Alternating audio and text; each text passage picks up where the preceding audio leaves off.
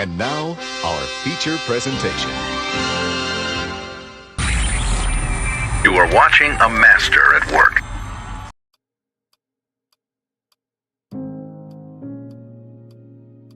Commitment to excellence, pride and poise, the greatness of our football team were not only exemplified by Jim Otto, but for more than a decade, he was the standard of excellence by which centers were judged in professional football. He was one of the toughest players that ever played football. I mean, you talk about blood and guts. That guy would be banged up, he would be bleeding in a huddle, blood dripping down through his face mask. Jim Otto was your ultimate all-pro. I did everything against a lot of these guys to be the best I could and give them a real pain in the neck. That's what I tried to do every time I played. I'm not the best there is, but I'll fight anybody that thinks they're better. Jim was a great leader. He's working his quarterbacks. He's talking to the coaches. He's talking to the defensive guys that are about to go onto the field. He's talking to the special team guys. Make a break out there, gang. Come on, babe. If you were down, he'd pick you up. He made you feel like $1 million. Jim Otto, double O, the ultimate Raider.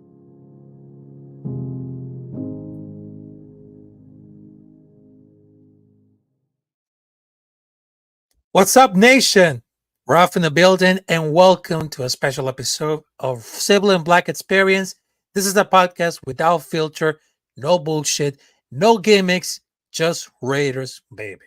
And right now, we have a special guest. And before I had to bring him in, because we just put a video about Jim Otto, which is the original, the OG Raider, because last Sunday, we just lost an incredible one. One of the greatest players of all time, the greatest centers. And I'm not kidding, folks, because this brought some news right now.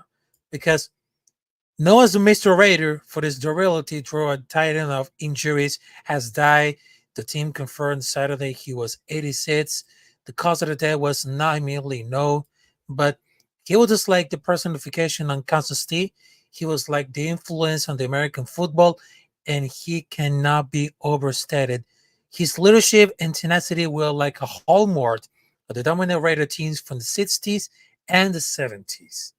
I mean, what can I say about the folks? Jim Otto is the original one, never duplicated, and he was just like one of the greatest centers, leading for a new franchise for interception for the first round of glory years from the late 60s and the 70s. And yes, this is going to be so incredible right now. And we are honoring Jim Otto's legacy for the Raiders. And yes, it's going to be so great. And right now we have a special guest, and I know it's going to be so interesting right now because we're going to talk about the influence and the legacy of Jim Otto, also for the Raiders news and the Raider Nation. So, ladies and gentlemen, I had the privilege to introduce one of my greatest one, because I know for the Captain Jack and Angelo show. So this is like the first time we had to have on this live stream right now. So, ladies and gentlemen, directly from Texas, here it is, Raider Hulk. How's it going, Raider Hulk? And welcome to the Silver and Black Experience. How you feeling? Oh man, I'm good. I appreciate the opportunity to get on and talk with you. Man, what an interesting week for Raider Nation. As you said, the great 00 Jim Otto passed. Sad time for Raider Nation. The guy was he was the epitome of what it is to be a Raider. A guy that no real, when he was coming out of college, believe he played at the University of Miami. But when he was coming out of college, not really a lot of teams paid attention to the guy. He was a little bit undersized. Thankfully for the Raiders, if I'm not mistaken, he was originally drafted by the AFL franchise that was supposed to go to Minnesota. They defaulted on that, and then the Raiders came in to pick up from there. And since he was drafted by that Minnesota team, he then was kind of allocated to the Raiders, which for us was fantastic because, like I said, as you can go back and watch videos of the guy, you can watch interviews with the guy. The guy just was a machine. He played injured. He was just, he didn't want to get off the field. Matter of fact, he didn't miss a game. So that's another huge plus for the Raiders. For the next after he was drafted, for the next 15 years, he was the staple for the Raiders at the center position. So, man, what an awesome guy! What an awesome football player back in the days when they just gave it their all. Not that they don't do it now, but I mean it was completely different football back in the day. And just a great dude. And then even his number was an interesting thing because I think originally he was given the number, I think it was number 50 originally. And then I think it was recommended that he take 0. He ended up taking 00, and then the rest is history. So man, what an awesome individual and a Raider. So again, first ballot Hall of Famer as well, I believe. So, and then many Pro Bowls, I think he was top 100 AFL or NFL team, something like that. But man, just the epitome of what it is to be a Raider. So yeah, Yes. Blessings to his prayers to his family, all that good stuff. Sad time for Raider Nation, but also, cheers, because man, if you want to know what it is to be a Raider, then you look no further than the man Jim Otto. Yeah, then some people didn't know about from Jim Otto. I mean, he was like the greatest one because he represented the aura of the Raider way. Because he was very inducted at the Hall of Fame, but that legacy will be like people they remember their name because he was defined for the generation from the 60s, the 70s. I mean, he became like the Mr. Raider. And I believe that he's one of the best players of all time. He was growing up something like very incredible because he was just like one of the greatest Oakland hero. Just like the Bay Area has lost one of the icon and one of the usual jersey, which is a 00, it became like one of the most enduring, one of the most incredible jerseys that I ever had because even that player, it was so great during the 60s and the 70s. Their legacy is gonna be undeniable because everyone to hear about Jim Otto, it became like so big important to all of us for the Raider Nation. Yeah, no, absolutely. And then again, the other impressive thing, like I said, is he, for 15 years, right, was a Raider. We don't see that a lot anymore. Right. I mean, the NFL has changed completely. You're lucky to keep players after 4 years or 5 years if they were a first round pick. A lot of those people we see, up and gone just because it's now become a money thing and with salary caps and things like that. So it's rare to see a player that sticks with a team that long. And hopefully we have another one on the squad that hopefully will be with us for a long, long time as well, and kind of carry that tradition of the tough mindset, the win at whatever cost and just win mentality, which I think we lost for a good bit of time. I think now that we've kind of taken that back a little bit, so we'll see. But yeah, man, I mean, what an awesome guy. Yeah, and of course, after talking about for the legacy of Jim Otto. So right now, let's get involved to some business right now because this is Civil and Black Experience podcast, and we're talking about during the off season about what's happening for the breaking news, what's happening for the players. So first and foremost, we just had a breaking news. So we might know that Raiders just reward the contract of 3-time Pro Bowl mascot of the game, $6 million raised for the upcoming season. Also, the team has moved up for the additional $1.2 million into 2025 because they just want to reward their leader, their culture center, and one of the most important players of a brand new era for the Raiders. So I was kind of like very curious because Max Crosby, he became like the glue for the defense. I Absolutely. mean, everybody loves him, everybody's hate him, but it is a clear to have it a big deal in their locker room because it's very obvious defense try off stuff like that. I know there's gonna be rewarded, but every time that he plays in the field, he's just like a fucking monster. He plays Oh, yeah. every goddamn snap, absolutely top team motor. I mean, it's very fun to watch it and see how we can improve it right now. But Yep. I will see that because he really deserved it because he was like one of the bright spots on the Raiders team because the entire defense was lights out last year. I mean, it's absolutely to watch him on action. But I was pretty at easy because it's very, very good because being stronger and faster doesn't always translate for the league. Because it all be point right now because I just feel like this is gonna be so interesting and I'm very excited to see like the brand new Raiders team. I Yep. feel very confident and they feel like they're gonna slept on. I love Antonio Spears' confidence and they have like a solid roster. Hopefully it's gonna be running wild, but Max Crosby, he became like a Raider for life. And not only about that, because there's somebody like another athlete who wants to be a Raider for life, also for the case of Devontae Adams, but I would love to see an action for Max Crosby. So can you tell about for the contract of reworking the contract of Max Crosby? Do you think that Max Crosby will be like deserved to be rewarded? Because right now he's one of the greatest players that we ever saw in the new Raiders era.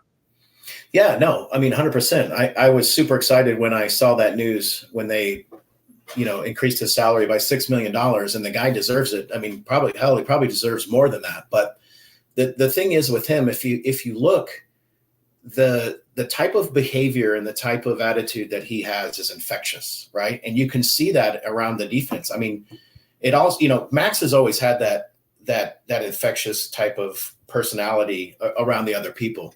The thing that was missing before was from the top side of the team, meaning the coaching staff, right?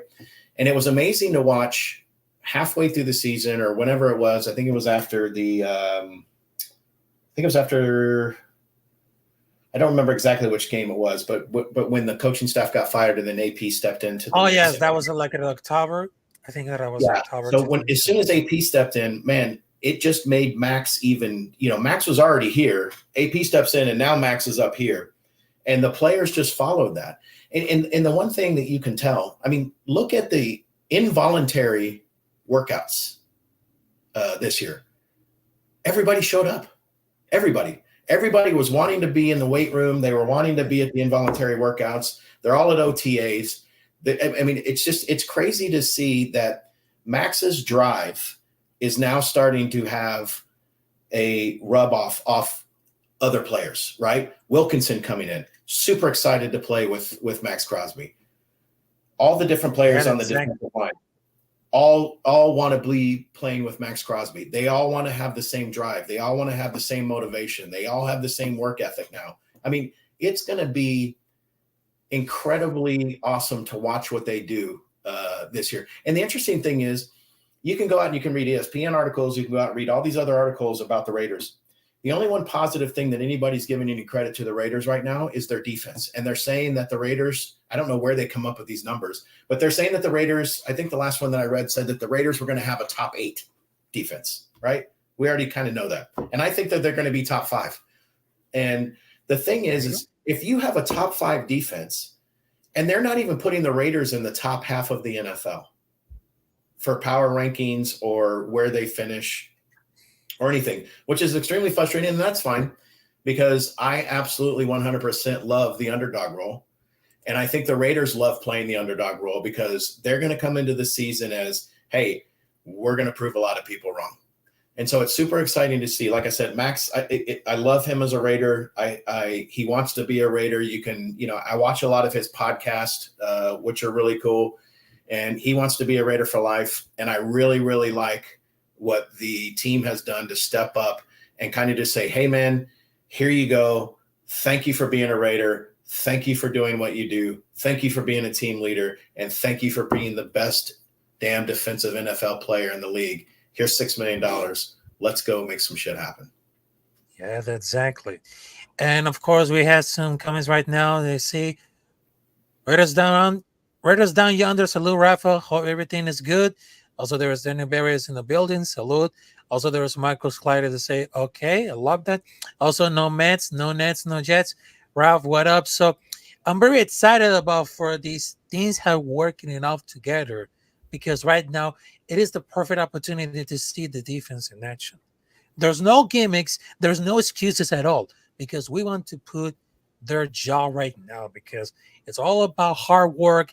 It's all about hard to define to how to go to work in action. Because right now it is because they're gonna say you're not going anywhere. Because Yep. that's exactly because he may not the best rusher that plays edge, but he was like the best football player that plays edge. And I think week one this year is gonna be it's not gonna be wash, but I think that he's gonna be his back right now because it all depends for the defense because without Max Crosby, how the hell is gonna have to the core right now? Because it's impossible. It's impossible. He's still like 3 years in extension, and I think average like 20 million, which is a way market value. Is basically we gotta take care and plus it gives matches for the other players on the team and potential free sign. I mean, that was like a good faith move. I mean, it was like a huge, memorable boost, but I really decided about it good to see it for the next few years. But I think it's gonna be like the stars who sacrifice depth. I mean, Tom Telesco is gonna be overpaid those stars and sacrifice depth. I mean, he was doing the same style he was did it by the Chargers, but I think the reward is gonna be he's not going anywhere. And I would love to see play a lot of more. And of course, for the defense, gonna be enough. I mean, who can stop us? There's nobody. Yeah. Nope. No, I agree 100%. Like I said, it's going to be super exciting. Here's what's funny. Everybody gets tied up with all these offenses, that are slinging the ball everywhere and winning a lot of games. But I would bet if you go back, the saying is defense wins championships, right?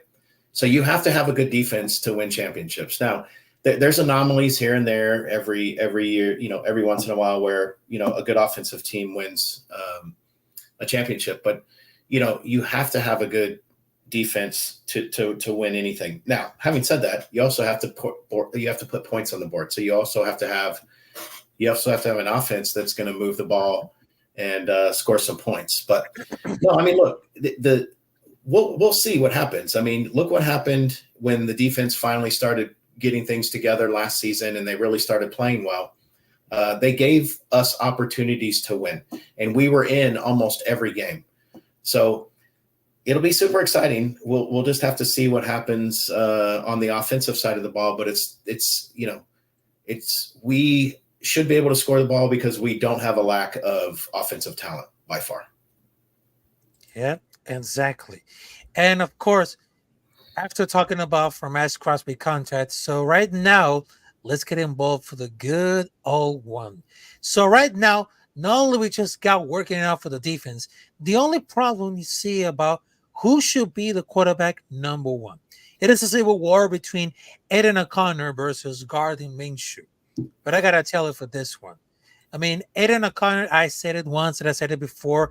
I think Aiden O'Connor should deserve the job as a quarterback starter because no matter what happens about right now, I mean, he needs like a lot of improvement because I know he wants to improve what's going on for the second season as a rookie.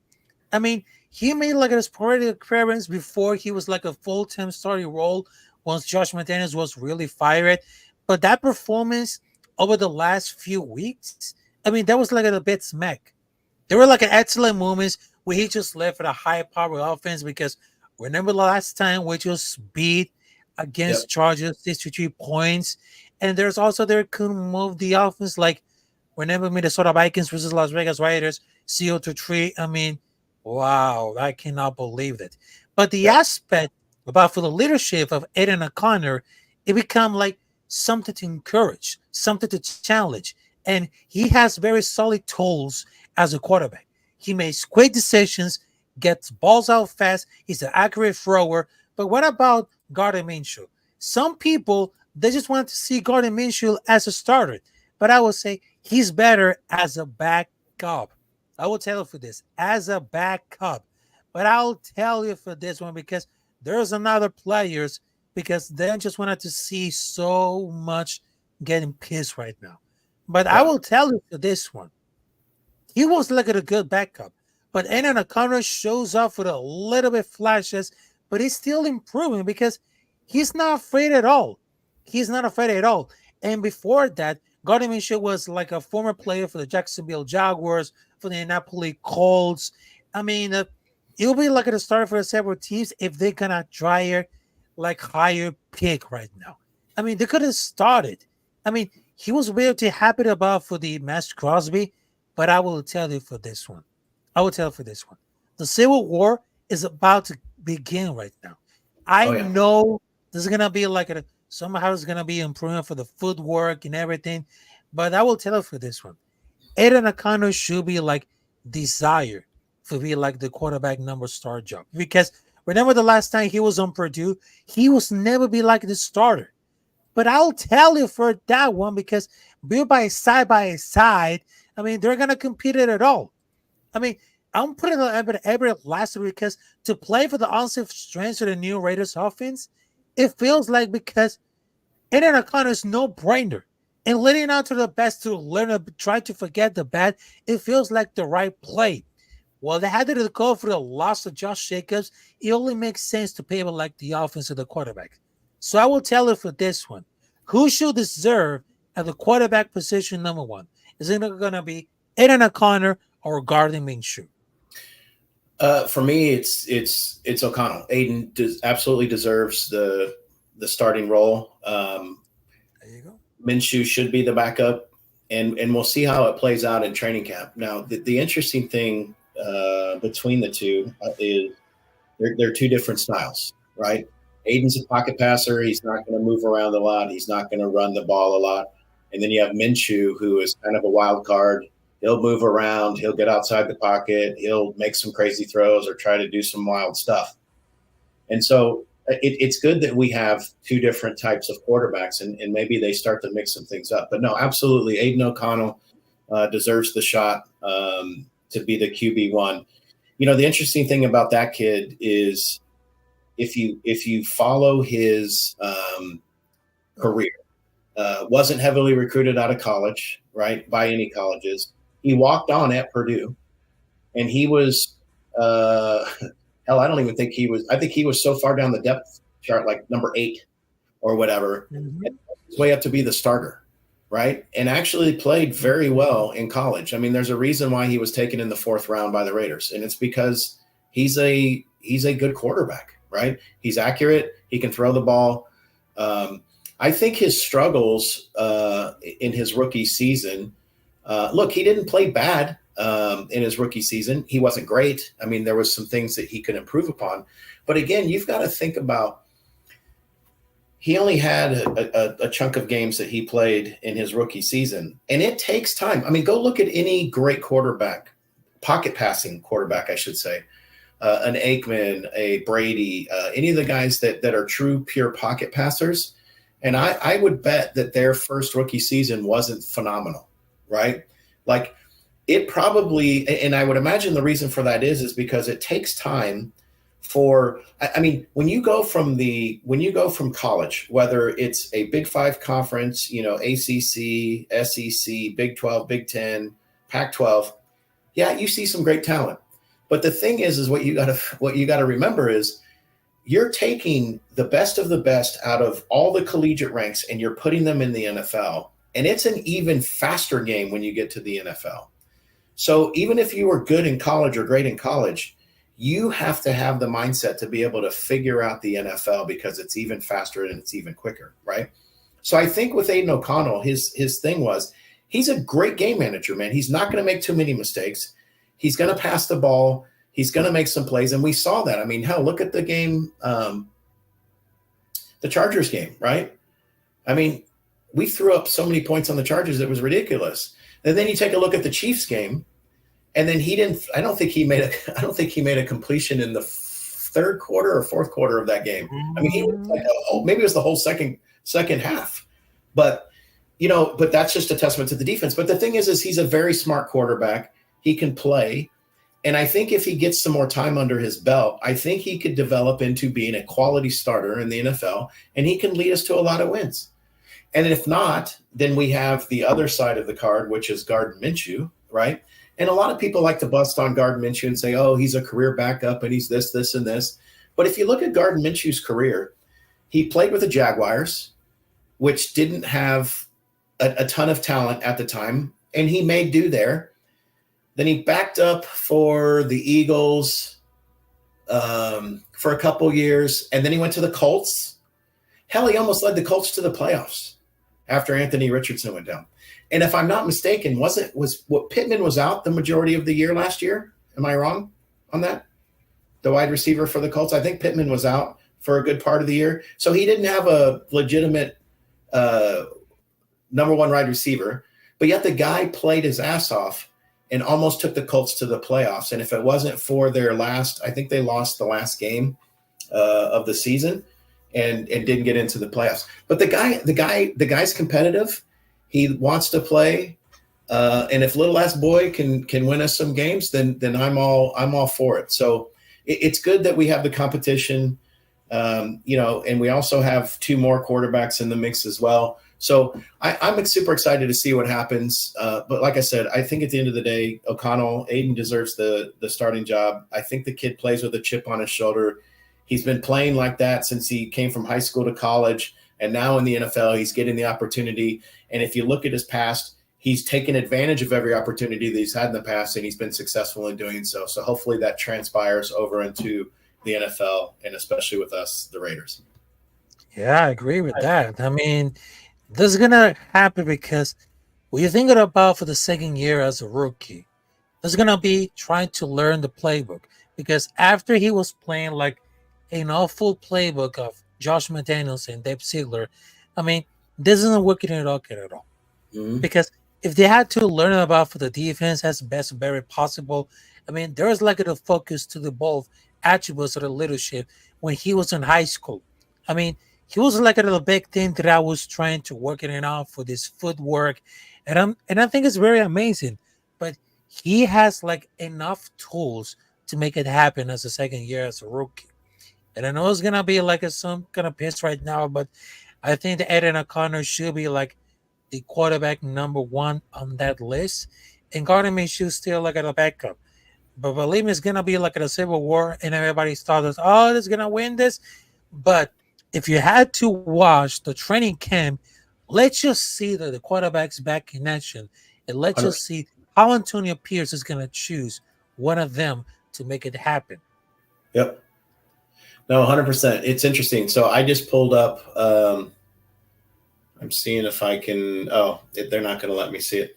I looked the other day when I was. It was interesting. I looked at the depth chart on the Raiders website the other day when Captain Jack was doing his show from my house, and the depth chart actually had for QB. It actually had Gardner Minshew and then Aiden O'Connell. Of course, that doesn't mean anything, and then, like I said, I was going to look at it right now just to see if it was still up, and they've taken it down. So they say it'll be available. The depth chart will be available in the fall of 2024. So just that's really interesting because I was hoping to find it again just so I could bring it up, but they've taken it down. Yeah, exactly. And there's like another topic that we're talking about because right now, after the release is scheduled, I mean, everyone's getting happy, very much anticipated, because I think this season is going to be a redemption. Because after we just lost against the Napoli Colts, because we're getting enough for the playoffs, I think this might be like the opportunity to make it or break it. So I got to tell you for this one, I mean, the Raiders schedule is going to be fully loaded because I just got to like this one. So the week number one should be really interesting because it's going to be versus Los Angeles Chargers. Because remember, we just win against the Chargers, a historical moment. I mean, they could be awesome. So the week number 1 is going to be against Chargers, and then the final week is going to be against Chargers. And the home opener, which is in Las Vegas, Nevada, which is the Allegiant Stadium, they're going to face against Carolina Panthers. And then we just started to get it out during for the schedule, and of course, how the defense is going to improve about this. So I'm very optimistic right now. So I will give like 12 wins and 5 losses. The only losers we just got this Dubai competition along with, of course, only the 3 losses going to happen is between Cincinnati Bengals because they just have like defense in Joe Burrow, and Baltimore Ravens, which had great defense along with Lamar Jackson and the Tampa Bay Buccaneers. But the rest of it is going to be a total win. So I will say this, 12 wins and 5 losses. So it should be like a very interesting one. So we have the opportunity, we have a miracle to win the division. So it's not going to be easy at all because we just had to face it against Kansas City Chiefs, Los Angeles Chargers, Denver Broncos. This conference kind of had great competition, but we just have like the last laugh because right now it is the time to get opportunity, time to redemption, and let's just happen the magic right now at the Silver and Black Hole, which is 12 wins and 5 losses. Yep. No, I'm kind of there with you. I'm not that optimistic. I'm at 11-6. It's interesting because if you look at the last time the season shaped up this way, I think it was the last time we made the playoffs. I think we opened up against the Chargers that season, and I think we ended with the Chargers that same season, and we had to beat the Chargers to get into the playoffs. And so it's super exciting to see that happens again. We always know that anytime we play in LA against the Chargers, it's basically a home game for us. So we basically get an extra home game this year, which is awesome. I am probably going to be at that game just because I love going to LA and watching the Raiders play in an imposing stadium and have it be 80% blacked out, which is phenomenal. But no, I'm with you. I think the Raiders are going to surprise a lot of people. I've seen some ridiculous things like, what did they say? It was like, I don't even think they give the Raiders credit. And I think the over under 6.5 wins for the Raiders. I mean, it's like, there's no way no. I mean, yeah, there's some tough games. We do have some tough games. Baltimore, like you said, Cleveland always plays us well. We play Pittsburgh again, which played us. I mean, how we lost that game against Kenny Pickett, but hell, we played the division very well last year, and I don't think the Broncos have gotten better. They may have gotten a little bit better, but I think we win both games against the Broncos. I honestly think we beat the Chargers twice, and then I think we'll split with Kansas City again. And we have the same. I think that was. So if we do that, that means we finish the division. Yeah, I mean we have a good division record there, and then we just got to take care of business elsewhere. And we have a favorable schedule. They say it's pretty tough, but there's a lot of winnable games on this schedule. So you saying 12 and what do you say, 12-5? Me saying 11-6, I don't think is out of the question, right? But we just got to take care of business in the division, and then we'll see what happens. We know we can beat the Chiefs. We did it last year, right? And we beat the Chiefs with Aiden O'Connell not having a great second half, and that's encouraging to see because that was a direct result of Jack Jones having a great game that game, and the defense playing lights out. So the defense hasn't changed, and we know the Chiefs. They haven't changed much. I mean, granted, they drafted some speed in the draft that we'll have to address. But man, we're going to be a handful as well on the offensive side with the additions of Brock Bowers and Zeus. I've heard reports of Zeus bulking up and being a monster. So it's going to be super exciting to see what happens. But yeah, I'm with you. I think it's going to be a very good season, and I think we're going to. Matter of fact, I should probably get somebody in Vegas to throw some money down for me on the over of 6.5. Yeah. But I totally agree because right now I think the season is gonna be like a redemption. Because I said it once and I said it twice. after the whole disaster of Josh McDaniels and Dave Ziegler, I think it's the perfect time to see us our redemption. Because 100%. the last time we just lost the Super Bowl, that was against Tampa Bay Buccaneers. But I think that it's been like a long time to get it now, because the last time it didn't very well. But I think we had the opportunity, along with Antonio Pierce. We just fell in love with great talent, superstars. We have Devontae Adams, we have Max Crosby, Robert Spillane, also Devon Diablo. I mean, we just had a team with a great talent that no one see that expected. And no one see it expected because we're just like the underdogs. I mean, some of the teams are very underrated, some of them are overrated. But for us, we're being like the underdogs, being underrated. So if anyone could happen in this one, I mean, the defense looks very scary, because right now it's not only about Michael Mayer, Brock Bowers, but also we just got Jackson Bowers Johnson, Dylan Love, also Tommy Eichenberg. I mean, there's nobody can stop us about the defense. And I've been telling about this one. The linebacker room, the tight end room is going to be fully loaded of great additions. And back to back, because right now is about to get ready. And one of those reasons that we didn't draft that quarterback is because defense is always first.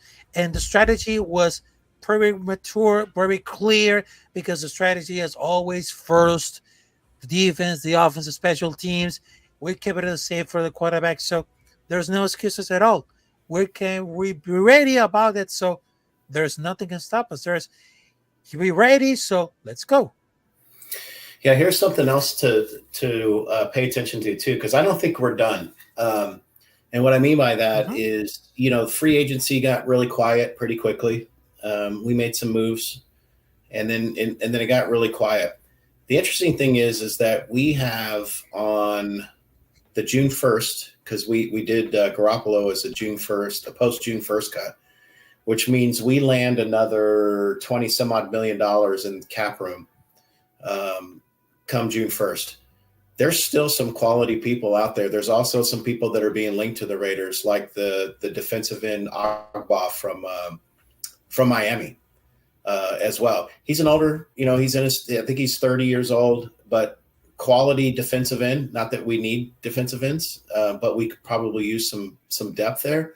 But man, think about that if we brought in another defensive lineman that played alongside Wilkinson on the Dolphins, and brought in somebody like Agba to play opposite of Max Crosby. Holy crap, that would be awesome to see too. So like I said, I don't think we're done. I think as soon as the June 1st money hits, we go out and start making some moves. Maybe we do some other stuff at corner. Hell, we could bring in Agba, and then we could go out and grab Gilmore from a corner perspective, and have two defensive veterans playing for the team. And I think that absolutely would change some things and change some people's minds, because if we're already being tagged as being in the top 8 and we land 2 quality starting defensive people in Gilmore and Agba, holy crap, it'll get real fun. Yeah, exactly. And right now we just had a last topic to talk about for the Raiders. And I know that I saw some social media bullshit right now, but I guarantee that for the bottom of my heart, that I know that I live in North Carolina, even though that I represent South America, that I was born. The Raider Nation is whole worldwide, because no matter if you represent for the country, no matter if the color of the skin, it's all about tradition. It's all about culture. It's all about diverse. It's all about inclusion. It's all about loyalty and respect. I mean, there are some fans that are became bandwagons of Dallas Cowboys, San Francisco 49ers, Kansas City Chiefs, but the Raider Nation is untouchable. It's undeniable, because they just brought the whole energy, and they know about for the history of the organization, because there are some players, some coaches that became trailblazers that you can never erase. Because if you see like at a tailgate for the Las Vegas Raiders, you see like at a lot of culture going out together. Because no matter if you're United States, Canada, Brazil, India, United Kingdom, Australia. They're everywhere because Raider Nation is worldwide. We had the worldwide team, and we had the baddest motherfucking team on the planet, which is the Raiders. And there's nothing can stop us because the fans are being like very great. They're undeniable. Their energy is very stacked. I mean, there's nothing can stop us. I mean, if you see like a lot of Mexican people who support the Raiders in California, I mean, that's great because they know about the loyalty, respect, and they know about the culture, tradition, the history of an organization. I mean, they've been loyal since day one. So I would tell it this one. I mean, there's nothing to talk about for the Raider Nation because we are the baddest motherfucking team on the planet. And you can never erase for the history because even though their rivals became New England Patriots, San Francisco 49ers, Pittsburgh Steelers, also for Kansas City Chiefs, hey, you can suck up this because we're not going anywhere because the whole nation is undeniable because there's no how to break it. It's unbreakable because we united as a fans because the Raiders are one of the greatest team that I ever joined because no matter what happened, because I learned about the history, I learned about for the football, but there's nothing that I could change it. Because right now I'm very proud that I represent the Raider Nation in North Carolina, which is the East Coast. And they never erase it. Yeah. No, I'm with you 100%. And you're absolutely right. I have many friends that live throughout the world, Europe, South America, obviously Central America. Hell, I'm sure we've got even fans over in Asia. And I know for a fact we have fans in Australia as well. You know, the frustrating thing for me is that they are now starting to increase the amount of international games that are being played. And it's frustrating because when's the last time the Raiders played outside the U.S.? I think it was it Mexico? Yeah, that was in Mexico City. So, but the frustrating thing is, you know, every year we get all hyped up and I always look at the international games and then I look at the teams that are playing or the teams that are announced as the home teams. And there's always one or two that the Raiders will play. And then we get all psyched up because I'm like, ooh, maybe we'll get to go to Brazil. Maybe we'll get to go to England. Maybe we'll get to go to Germany or whatever. But it's frustrating because every year it's the same shit. Like we never get an international game. And I don't know if that's an NFL owners thing where they make those decisions or if obviously the NFL makes the scheduling decisions, but it's just frustrating that we never get an opportunity to go overseas because you watch the majority of the overseas games and it's pretty interesting because it's the teams like the Jaguars and then, I think the Vikings or Green, but you look at the stands, right, in the overseas games and you see a lot of, it seems like it's just a lot of all 32 teams jerseys in the stands. And I think, if you ever took the Raiders over there, I bet you that stadium would probably be half full of Raiders fans just because we're everywhere. Like you said, we travel well. But we'll see. I'm waiting for an international game. I would absolutely love to go back overseas. I'd absolutely love to get to South America. And it's really good to see that they continue to expand that. It's, I think it's just a matter of time before they put a team over there. Actually, I think what they're waiting on is because they would probably make more sense if you had 4 teams over there. If you had an entire not a conference, but a division over there. So we'll see. I mean, the Jaguars obviously are going to end up in London. I mean, if you can't see that writing on the wall, then I don't know what's wrong with you because they've been playing 2 games over there for the past couple of years. Exactly. And I think the owner, Khan, is from London. So, like I said, I think it's just a matter of time before the Jaguars move over there.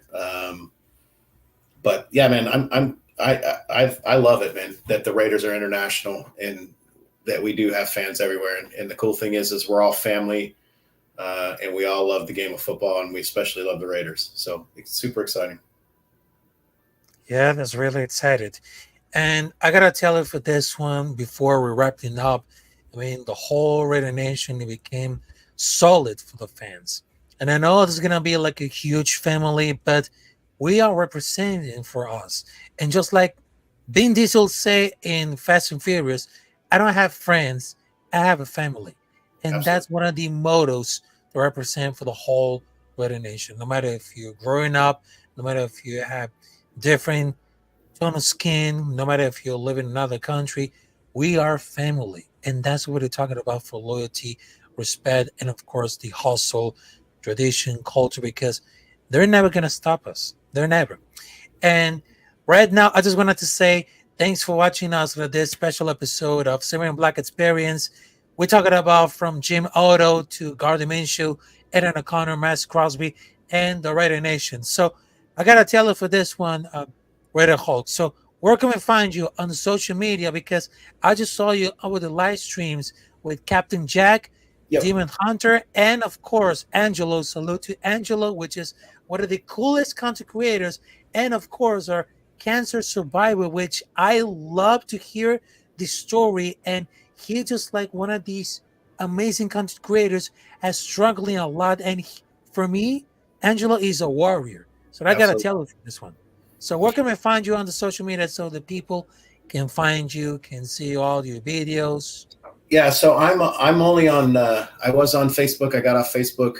I'm only on Instagram. It's under Raider Hulk, but it's R8, the number 8, DRHULK. So at Raider Hulk on Instagram. Feel free to add me. Happy to communicate with anybody. I do go to. I try to go to a lot of games during the season. I go to 3 or 4 away games and try to go to as many home games as possible. So if you see me out there, say hi. I'll say hi back, give you a high five, hug, whatever you want. Doesn't matter to me. As long as you got Raider shit on, your family to me. But yeah, just look me up on Instagram. I periodically pop in on some podcasts. So Ralph, I appreciate the invite for tonight to come on and spend time with you. Much appreciated. Much love for that. I do the same thing with Captain Jack and some others. Periodically, I'll pop in just to say hey and chat Raiders because that's what I love to do. So, yeah, please hit me up. Let me know. And like I said, if you see me out and about, I try to, like I said, other Raider events throughout the year as well. I try to attend, and I try to just get out there and support the nation and see as much of the Raider Nation family as I can. So, again, brother, I appreciate everything. Thank you very much. Appreciate coming on. I'm happy to come on anytime you'll have me. So thank you very much, my friend. Yeah, exactly. And of course, it's been a great episode of Silver and Black Experience. Hit the like button, subscribe to El Capitán Rafucho on his way to 1K subscribers, and ring the bell for notifications if you missed like a lot for live streams, videos, reactions. And you can follow me on every social media like Instagram, Twitter, Twitch, Kick, when it comes to gaming, also on YouTube. I mean, also in Rumble. And yes, because we're about to brawl like a great opportunity to see content creators doing the best. And of course, it's about time to support and of course, showing love and respect. And this has been like an amazing episode of Silver and Black Experience. And right now, we just wanted to say thank you to everybody. Thank you, Afakasi Raider, to get involved with the chat. Also, no Mets, no Nets, no Jets. Marcus, Daniel Berry, Raiders Down Yonder. Thank you, everybody. And of course, I will see you there at the next time, at the next episode of Silver and Black Experience. Because when all Davis say, just win, baby, is because we're not going anywhere. We are the baddest motherfucking team on the planet. So thank you very much. Have a great night. And of course, happy Memorial Day, ladies and gentlemen. So we are out of here. So peace out, motherfuckers. And then we are.